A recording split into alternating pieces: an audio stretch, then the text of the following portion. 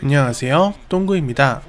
이번 NBA 이적 시장은 정말 역대급이라 해도 무방할 정도로 엄청난 규모를 자랑합니다. 첫날에만 약 3조 원어치가 풀렸다고 하니 정말 대단하죠. 이렇게 NBA의 모든 구단들은 셀러리 캡이라는 기준을 두고 선수들의 연봉을 결정하게 됩니다. 2019 NBA 셀러리 캡은 1억 914만 달러로 보통 선수들이 맥스 계약을 하게 되면 약 3천에서 4천만 달러를 수령하게 되는데, 선수 한 명이 셀러리 캡의 약 27%에서 36%를 차지하는 셈입니다. 이 때문에 구단들은 선수들을 영입하고 잔류시키는 데 굉장히 신중할 수밖에 없어요. 하지만 규정상 셀러리 캡의 90% 이상을 필수로 채워야 하며 예외 조항이 많아서 셀러리 캡을 초과하는 경우가 더 많습니다.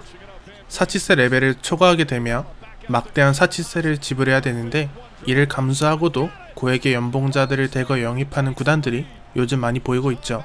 사실 오버페이로 보이는 선수들도 많지만 해를 거듭할수록 선수들의 가치는 올라가고 셀러리 캡도 증가하기 때문에 선수들의 연봉이 올라가는 건 당연하다고 저는 생각을 합니다. 물론 너무 그래 보이는 선수도 있지만요. 그럼 이번 이적 시장에서의 최고의 계약과 최악의 계약들을 알아보도록 하겠습니다.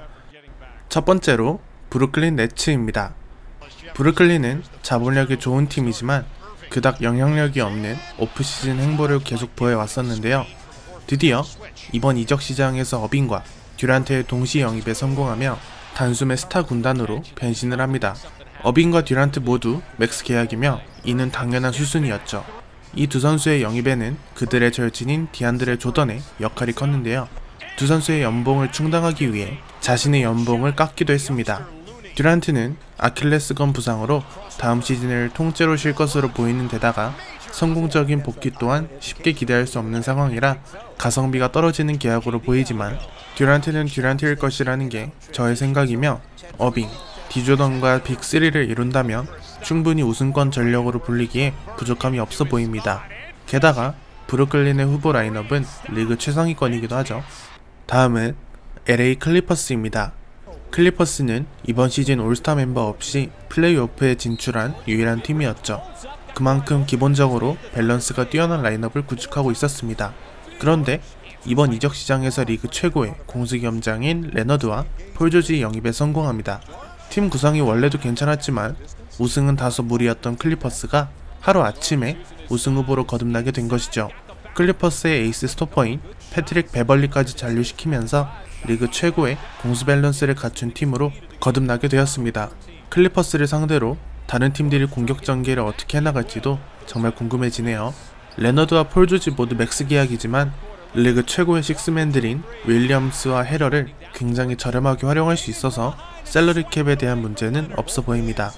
지금 상황에서 다음 시즌 우승 확률이 가장 높은 팀으로 손꼽히고 있기도 합니다. 다음은 보스턴 셀틱스입니다. 보스턴은 저번 시즌 대비 전력을 키우는 데에는 실패했지만 이번 이적 시장에서 어빙과 호포드의 대체 자원으로 워커와 칸터를 영입해 피해를 최소화했습니다. 워커는 기존 소속팀인 샬럿 호네츠가 풀 맥스 계약을 제시하지 못하면서 보스턴으로 이적하게 됐는데요. 어빙과 플레이 스타일이 비슷한 선수이기도 하고 어빙의 빈자리를 채우기에는 최고의 선수라고 할 수 있습니다. 이런 선수에게 맥스 계약은 전혀 아깝지 않죠. 칸터는 수비력이 부족하지만 그의 뛰어난 공격력과 리바운딩을 고려해 본다면 2년 1,000만 달러는 너무나 싸게 느껴집니다. 게다가 보스턴은 테이텀, 브라운 등 양질의 유망주들을 굉장히 싸게 활용할 수 있죠. 헤이워드가 하루빨리 기량을 회복해야 보스턴도 로스터를 꾸리기에 수월할 것이며 성적도 자연스럽게 올라갈 것으로 보입니다. 다음은 골든 스테이트 워리어스입니다. 워리어스는 이번 이적 시장에서 가장 활발한 움직임을 보인 팀 중 하나입니다. 듀란트를 잡지 못했고 이거 달라는 트레이드 됐죠. 이처럼 포워드진이 굉장히 약해졌는데요. 워리어스는 오히려 디안젤로 러셀을 영입하고 탐슨을 잔류시키는 등 오히려 가드진을 보강해 스몰 라인업을 꾸리게 됩니다. 게다가 러셀과 탐슨 모두 맥스 계약이며 커리와 그린의 연봉을 합치게 되면 무려 약 1억 2천만 달러인데 이는 셀러리 캡을 훌쩍 뛰어넘는 수치이며 후보 선수들의 연봉까지 생각해본다면 엄청난 사치세를 내야 하는 상황입니다. 그나마 양질의 센터인 루니와 컬리스테인을 굉장히 저렴하게 잡았기 때문에 그 부담을 덜 수 있게 됐습니다만, 다음 시즌 그린까지 FA로 풀리기 때문에 워리어스 경영진들의 머리는 복잡하게 되었습니다. 탐슨이 부상으로 시즌 중에 복귀하지만 커리 중심의 팀을 꾸렸기 때문에 개인적으로는 다음 시즌 워리어스가 어떤 농구를 보여줄지 정말 기대됩니다. 다음은 올랜도 매직입니다. 이번 시즌 7위를 기록하며 플레이오프 진출에 성공했던 올랜도는 이번 이적 시장에서 단 한 명의 출혈도 없이 전력 보강을 하는데 성공합니다. 대형 FA 영입은 없었지만 올스타 센터이자 커리어 하이를 기록했던 부세비치와 팀의 핵심 벤치 득점원인 로스를 잔류시키고 중견급 3&D 자원인 아미누를 영입했죠. 특히 부세비치는 제 예상보다 너무 싼 계약이어서 놀랬었는데 그는 이제 최전성기를 맞이했고 공수 양면으로 기량이 뛰어나 앞으로도 꾸준히 20득점, 10리바운드를 해줄 수 있는 선수였기 때문에 적어도 1억 초중반대의 계약이 성사되지 않을까 싶었는데 구단 입장에서는 정말 잘 잡아냈죠. 팀 구성원의 변동이 없다는 것은 전술적으로도 긍정적인 효과가 작용할 것이며 다음 시즌에는 좀 더 여유로운 올랜도의 플레이오프 진출을 기대해 보겠습니다. 다음으로 최악의 계약들입니다.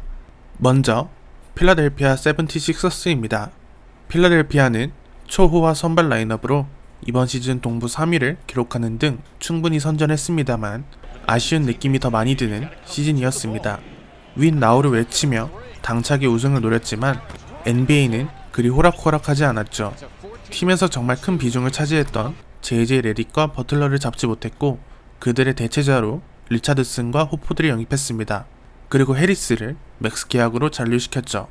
이를 통해 선발 라인업의 높이가 굉장히 높아졌고 여전히 리그 최상위권의 선발 라인업을 구축하게 됐지만 기동력이 떨어지고 평균적인 3점 능력이 떨어진다는 게 불안 요소로 작용하고 있습니다.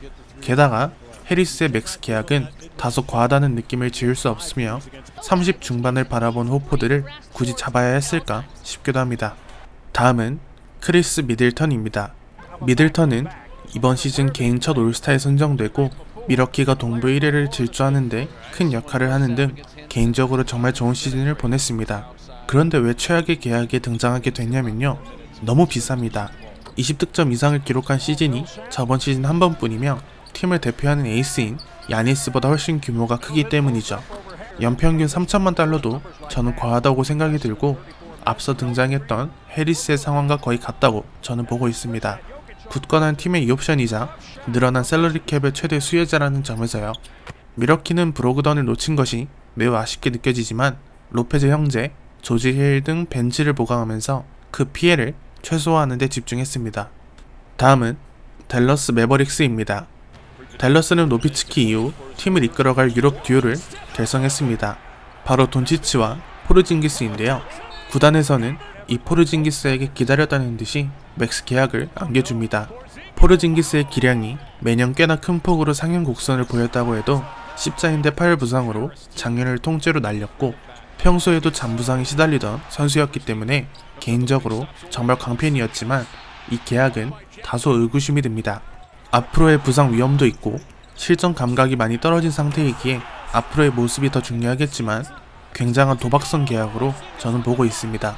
게다가 막시 클레버를 잔류시키고 세스 커리, 데일론 라이트 등 후보 라인업을 보강했는데 이 선수들의 계약 규모도 상상 이상으로 큽니다. 결론적으로 댈러스는 이번 이적 시장에서 좋게 말해 돈을 많이 풀었고 나쁘게 말해 생각 없이 쓴 감이 없지 않아 있습니다. 다음은 세크라멘토 킹스입니다. 세크라멘토는 이번 시즌 아쉽게 플레이오프 진출에는 실패했지만 젊은 선수들을 바탕으로 한 빠르고 공격적인 농구를 선보였죠. 이는 충분한 가능성을 보였고 다음 시즌이 더 기대되는 팀으로 거듭났습니다. 하지만 개인적으로 세크라멘토의 이적 시장 움직임은 다소 아쉬운데요. 댈러스처럼 돈을 좀 헤프게 쓴 것 같아요. 해리슨 반지의 계약도 최근 기량을 본다면 오버페이인 감이 있고 30대 중반에 접어든 아리자와 공격력이 굉장히 떨어지는 코리 조셉으로 후보 라인업을 보강했는데 이 선수들도 연평균 1200만 달러가 넘습니다. 컬리스테인의 대체자로 데드먼을 영입했는데 데드먼은 기량이 오를 대로 올랐기 때문에 적절하게 잘 잡았다고 보여집니다. 다음은 샬럿 호네츠입니다. 샬럿은 캔바 워커가 있었기에 존재했던 팀이지만 그가 팀을 떠났고 그를 받쳐주던 램도 이적했으며 워커의 대체자로 온 선수는 로지어입니다. 결론은 망했죠. 로지어는 현 상황에서 젊은 것 빼고는 큰 장점이 없는 선수입니다. 그 복권을 긁기에도 애매한 선수고 팀 전체로 봤을 때는 바툼, 비욘보, 윌리엄스 등 몸값 대비 활약을 못해주는 선수들이 수두룩합니다. 워커의 활약으로 어찌어찌 버티던 팀이었는데 미래가 암울하죠. 다음은 뉴욕 닉스입니다. 이번 이적 시장의 주인공인 듯 주인공이 아닌 듯 주인공인 뉴욕은 그들의 계획이었던 자이온, 어빙, 듀란트를 영입하는데 모두 실패합니다. 다른 S급 선수들 단 한 명도 영입하지 못했죠. 정말 최악입니다. 셀러리 캡은 제일 많이 비워놓고 모셔오지 못했어요. 멍청하기 짝이 없죠.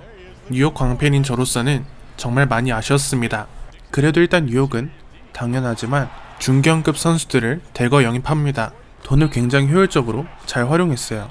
영입한 선수들로만 따지면 가장 많이 영입했을 거예요. 랜들, 포티스, 깁슨 등 젊은 선수들과 베테랑을 골고루 영입하며 전력 보강에는 100% 성공했습니다. 저번 시즌보다 훨씬 좋은 성적을 낼 거라고 저는 예상하고 있고 워낙 바랬던 게 커서 그렇지 지금 상황은 나쁘지 않은 것 같습니다. 이번 영상은 여기까지고요. 다음 영상에서 봅시다. 안녕.